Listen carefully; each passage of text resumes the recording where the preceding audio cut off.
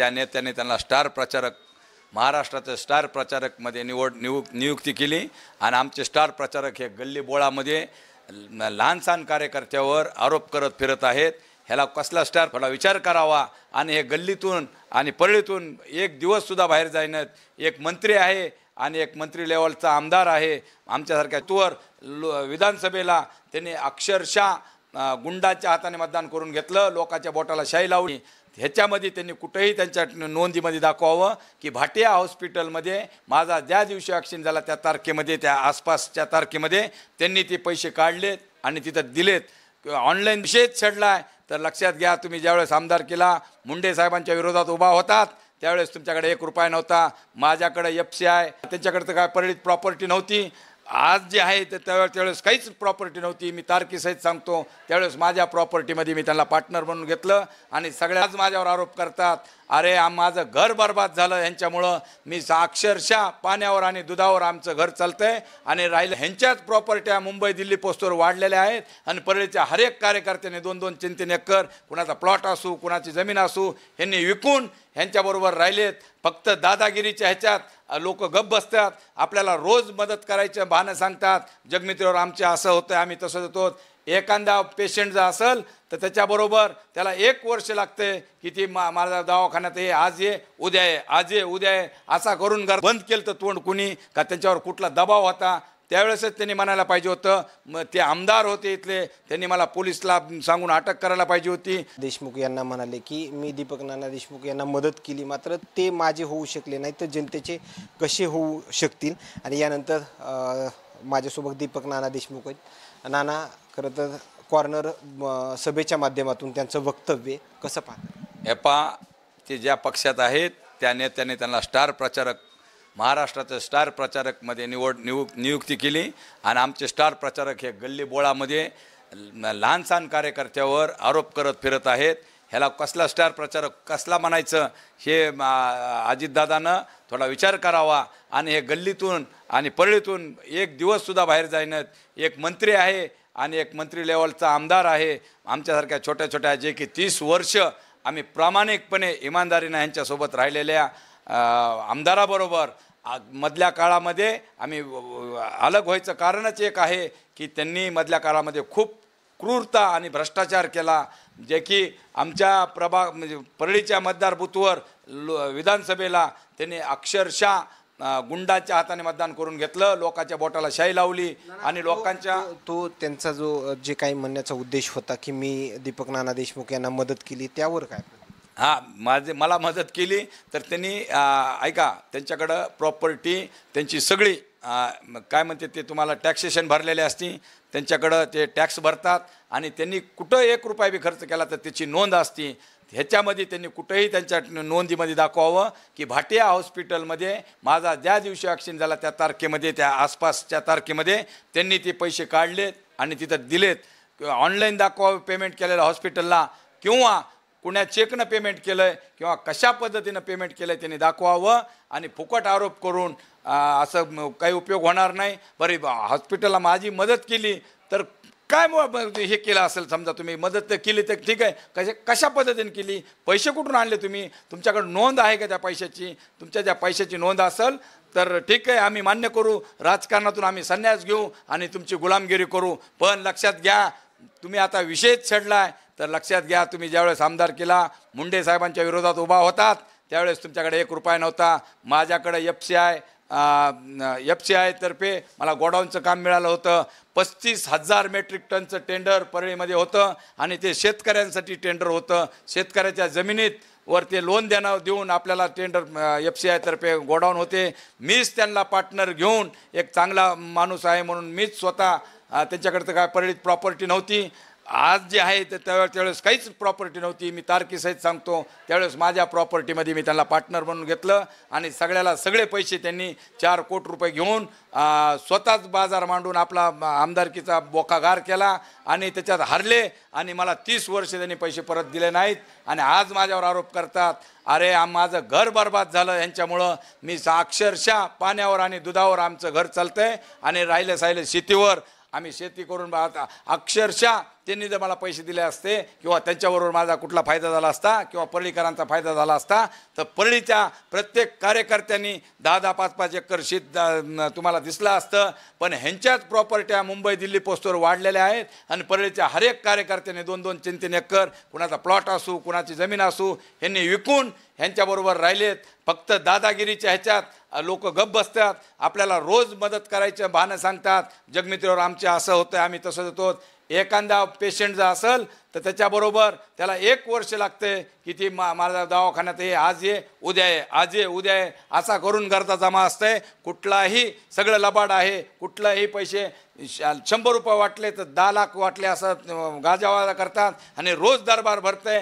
तर फक्त लालचीपोटी लोक गरीब लोक एक दवाखान्याचा विषय असेल तर वर्ष पैसे मिळत नाहीत. फक्त चक्राच मिळतात आणि ते बी इथून तिथवर जायला जेवढे पैसे मिळतात तेवढे त्या ऑटो रिक्षाला 100 आणि 200 रुपये जातात. हे सगळ्या परळीकरांना माहिती आहे आणि ते काय मला मदत करणार आहेत.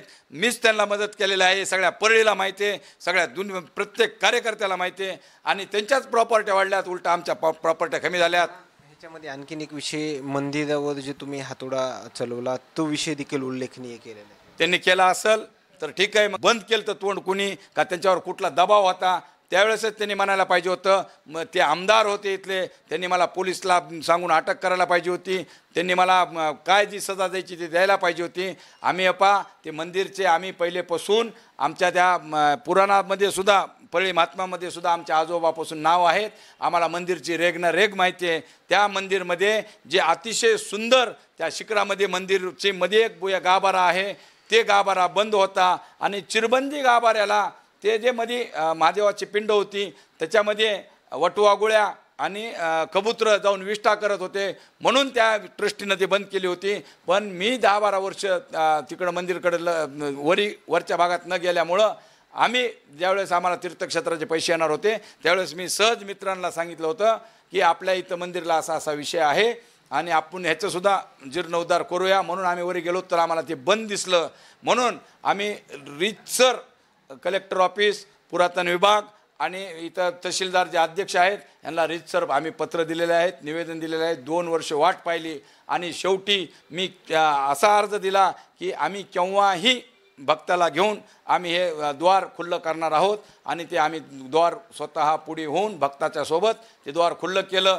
मधी गेलो त्याची पूजा केली पिंडीची. पण मधी पिंड काय दिसल्या तेवढं खूप कचरा होता आणि अतिशय सुंदर पद्धतीनं मधला गाभारा आहे आणि त्यांना आज जर त्याची आठवण होत असेल तर आठवण ह्याच्यासाठीच होती की त्यांच्या पायाखालची 2 बहीण भाऊ आणि आमच्या वहिनीसाहेबसुद्धा आता प्रचारात आलेले आहेत. राजेश्रीताई वहिनीसाहेबसुद्धा यांना दोघाला आवरत नाही तिघाला आवरत नाही. टीपी सरसुद्धा हे सत्तेतले लोक आहेत. यांनी जे महापाप परळीसाठी केलेलं आहे हे जनता त्यांना दाखवून देणार आहे. म्हणून यांच्या पायाखालची वाळू घसरली आणि ते वैयक्तिकरित्या माझ्यावर आरोप करीत आहेत. तर पैसे घेतले असतील तर प्रूफ द्या त्याच्या डबल घेऊन जा हे बी चॅलेंज करतो. आणि तुम्हाला जर खरंच इलेक्शन परळीमध्ये खेळीमेळीच्या वातावरणात होऊ द्यायचं असेल तर मी एक चॅलेंज करतो तुम्हाला स्वीकारा. भर टावरला या आणि कोण काय केलं आहे ह्याचा प्रत्यक्षात आपण पाहू आणि चर्चा करू. नसता तुम्ही सुद्धा परळीच्या बाहेर जा मी सुद्धा परळीच्या बाहेर थांबू. एका ठिकाणी कुठल्या तरी खोलीत बंद करून घेऊ आणि परळीला मुक्त प्रमाणात मतदान करू द्या.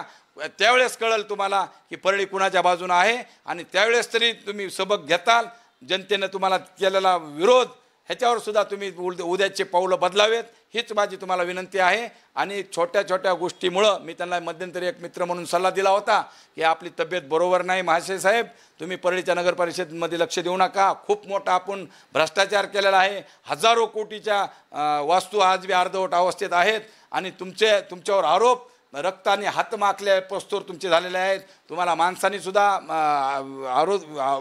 आरोप केले महिलांनी सुद्धा आरोप केले तृतीय पंथांनी सुद्धा तुमच्यावर आरोप केले की माझा हे चौकन त्याच्यात सध्या तुम्ही हस्तक्षेप केलेला आहे. साहेब मी तुम्हाला विनंती करतो की तुमची तब्येत नाही बरोबर तर तुम्ही शांत बसा. असंच बोलत काहीतरी एखादी गोळी कमी पडली असली तर एखादी वाढून घ्या डॉक्टरकडे विलाज करा आणि शांतपणे परळीला तुमच्या बोलण्यामुळं कुठला तरी वादन पेटल. महाराष्ट्र तुम्ही प्रत्येक वेळेस भाषणात उठलात तर काहीतरी वादळ पेटवायला थोडं संयमानं डोक्याने काम घ्या. तुम्ही महाराष्ट्राचे नेते आहेत आणि तुम्हाला स्टार प्रचारक म्हणून अजितदादाने नेमलं आहे आणि तुम्ही गल्लीबोळात जर फिरत असाल, एक बी सभा दाखवा तुम्हाला महाराष्ट्रात कुणी तुमची घेतली का? तुम्हाला गल्लीबोळातल्याशिवाय आणि माझ्या विरोधात बोलल्याशिवाय तुम्हाला जमणं.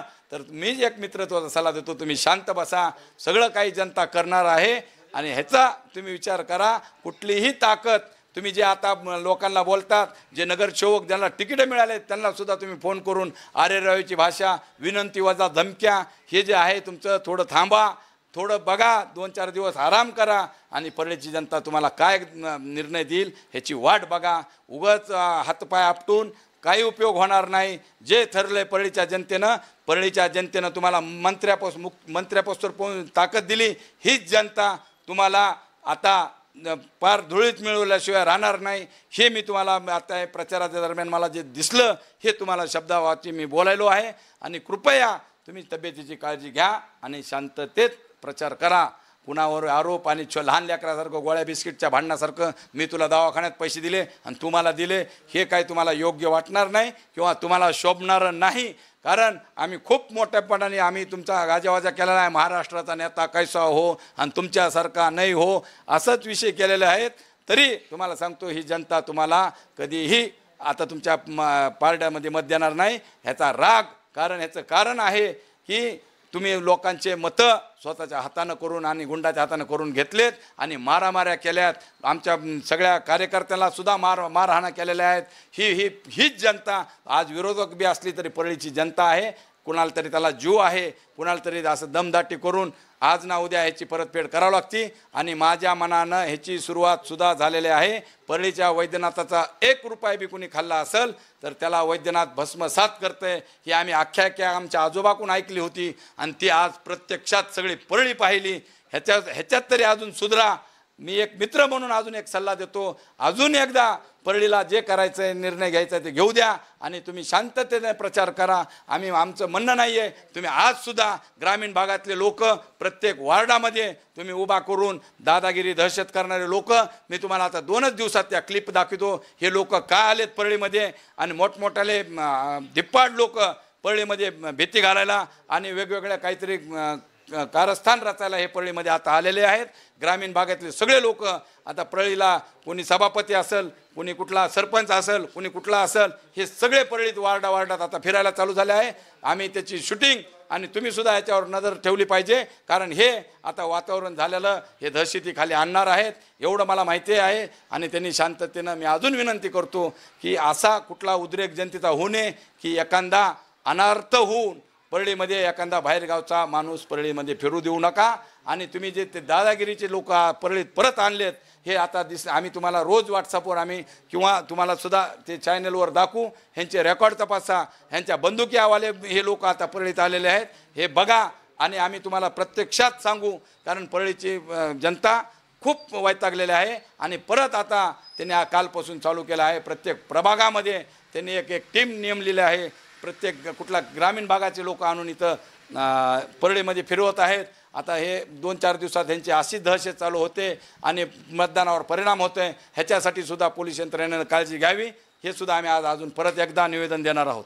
ओके, धन्यवाद. हे होते दीपक नाना देशमुख आणि धनंजय मुंडे यांच्या सभेतील वक्तव्यानंतर त्यांच्या आलेल्या या प्रतिक्रिया मात्र काय सांगून जातात हे नक्कीच समजलं असेल. मात्र राजकीय वातावरण जे आहे ते आता दिवसेंदिवस तापायला लागलं, हे आपल्याला असंच काही म्हणावं लागेल. मात्र मतदार राजा कुणाच्या पारड्या कोल देतो हे देखील पाहणं तेवढंच महत्त्वाचं ठरणार आहे. कॅमेरामॅन सोबत सूर्य मीडिया, बीड, परळी.